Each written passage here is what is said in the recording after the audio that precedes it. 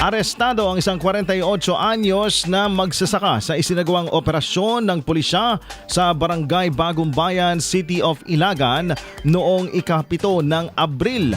Kinilala ang suspect na si alias Sam, may asawa at residente ng nasabing lungsod at nahaharap sa kasong qualified rape na kinasasangkutan ng isang menor de edad. Isinagawa ang operasyon ng Ilagan City Component Police Station sa bisa ng warrant of arrest na inilabas noong ika-8 ng Marso ng Regional Trial Court Branch 17 sa City of Ilagan at walang inirekomendang piyansa. Naaresto ang suspect bilang bahagi ng pinaigting na manhunt operations ng pulisya laban sa mga most wanted persons sa rehiyon. Ayon kay Police Brigadier General Antonio P. Maralag Jr., Regional Director ng Police Regional Office 2, ang pagkakaaresto sa suspect ay patunay ng patuloy na pagsisikap ng kapulisan na maibigay o magbigay ng hustisya sa mga biktima ng karumal-dumal na krimen, lalo na ang mga kasong may kinalaman sa pang-aabuso sa kababaihan at kabataan.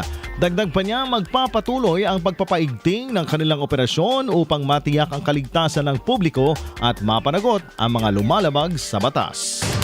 IFM News.